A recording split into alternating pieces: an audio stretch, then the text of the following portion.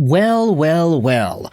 Let's take ourselves a trip back over to Speculation Station, baby, because today we are diving into the latest on the Edmonton Oilers and what some folks are saying about their goaltending situation.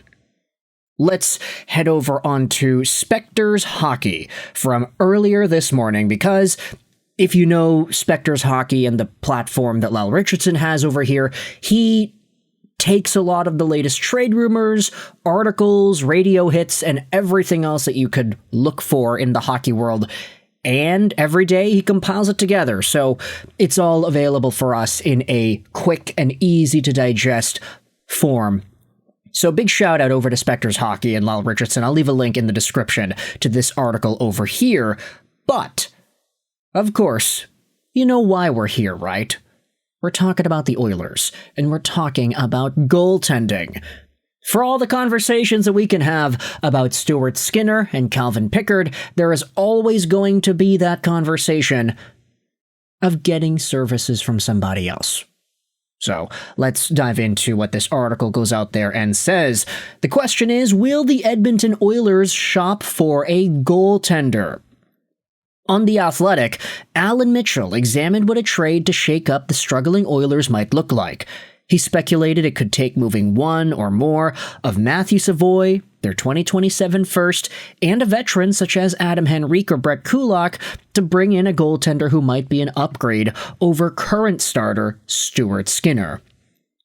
Mitchell suggested Juuse Saros of the Nashville Predators, if the latter would agree to take on Henrique and Skinner and retain part of Saros' $7.74 million AAV. A more prudent move would be replacing struggling backup goalie Calvin Pickard, perhaps by targeting Sebastian Cossa of the Detroit Red Wings. Okay, let's get that Detroit conversation going too. Then at the bottom here it says a wild card would be Marc-Andre Fleury. He retired at the end of last season, but it might be prudent to monitor his situation in case he changes his mind by mid-season. Okay, yeah, I know we got the Pens jersey out there. That's specifically why I put it out, because, you know, it's a beautiful sweater. But also, Marc-Andre Fleury. Very, very interesting. Also, this ain't a Fleury jersey. This is actually a Kessel jersey, so it's one of my favorites for sure. Spectors Hockey then continues. Mark Spector believes the clock is ticking for the Oilers to resolve their goaltending woes. He believes Stuart Skinner's time as the unchallenged starting goalie is over, citing the 26-year-old's ongoing inconsistency. Spector called on GM Stan Bowman to find an upgrade.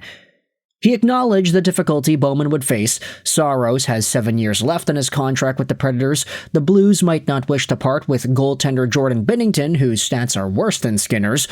He also noted that Bowman missed the opportunity to land Scott Wedgwood and John Gibson during the summer, though the latter may not have wanted to come to Canada anyway. Yeah, I don't know. John Gibson was linked to Edmonton for so long, and nothing ended up happening. David Staples cited Oilers insider Bob Stouffer defending Skinner's record and questioning if there was much of a goalie market. Spector's note says that there isn't much of a goalie market right now, which is why the Oilers have not done a trade to replace these guys. But ultimately, when you just kind of look at the tail of the tape, it's very obvious to see why this is being discussed. We already made a video commentary earlier yesterday talking about the Oilers and just how bad everything has gotten in regards to their goaltending stability. Yes, it's true, they won yesterday in a miraculous comeback victory against the Columbus Blue Jackets. By the way, I did end up putting Nugent Hopkins on my IR, and I picked up Jack Roslovic, so thank you so much for the goal and assist, Roz. But if you take a look at Stu Skinner and you try to analyze what it is he's been doing this season, 27 years old, $2.6 million a year till the end of this season, and he's at an .863 save percentage. I mean, you just look at the numbers here. .913 in 2022, .914 in 2023. 905 in 2024, Stanley Cup Finals appearance with a 901, 896 in 2025, 889 save percentage in the playoffs whilst making the finals again, and now he's gotten even worse with an 883. I don't want to jinx anything, but if we go over to the National Hockey League and we scroll all the way down to save percentage, let's take a look at the absolute lowest guys. Okay, you've got Binnington, whose stats are indeed worse than Stu Skinner's. You've got Ullmark, you've got Vejmelka, and then you have Stu Skinner. Where is Cal Pickard? Is he on here? Yes, he's on here if you take a look at guys under 10 games played. His 836 save percentage is also very, very bad. So the Oilers, I'm sorry, I don't want to be blunt about it unless, you kind of expected it. We've kind of been blunt throughout the past few years, to be honest. Skinner's not it. Absolutely not. And so when you talk about some of the guys that are being listed as potential trade targets and replacements, Juuse Saros is always going to be labeled as one of the better underdog stories in NHL history. 30-year-old guy, short goaltender, 5'10", but he's athletic as hell, and he's been doing some pretty good work the past few years in Nashville. Unfortunately, though, he had an 896 save percentage in 58 games last year, and right now he's at an 892 with the Predators. Although, you can give him the benefit of the doubt, hey, this guy plays for Nashville. It's not like he's going to go out there and tear down worlds with that team in front of him. And when the Predators were a lot better, you did see better numbers out of Juuse Saros. Maybe not in the playoffs specifically, though. I mean, they made the playoffs in 2024. He had a 900 save percentage. He got outdueled and outwitted by one current Pittsburgh Penguin Artur Shilov, so of course I'm very happy to acknowledge that and the Vancouver Canucks successes of yesteryear.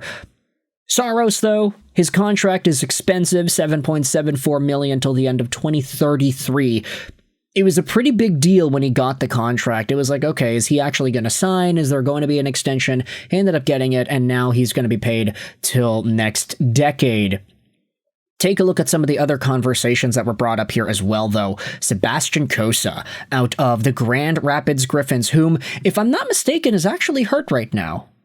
I think. I'm not sure. We'll have to verify that with some further research. But Sebastian Cossa, young guy, 22 years old, a big dude, 6'6", 209, a lot bigger than Juuse Saros. Former first-round pick by the Detroit Red Wings back in 2021, and a guy who was able to work himself up from the depths of the ECHL.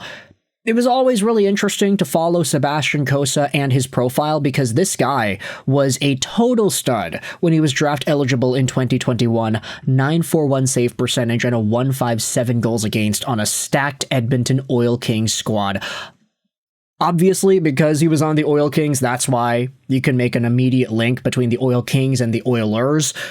Lots of oil going on in Edmonton, as if we didn't already know that, but obviously, Sebastian Cossa had better days in the dub. He then found himself in the ECHL after struggling in the AHL and then worked his way back up to Grand Rapids the past 2 years. He had a 911 save percentage in 41 games with Grand Rapids in 24-25 and an 857 in the one NHL game he played, which he actually won, which is very good.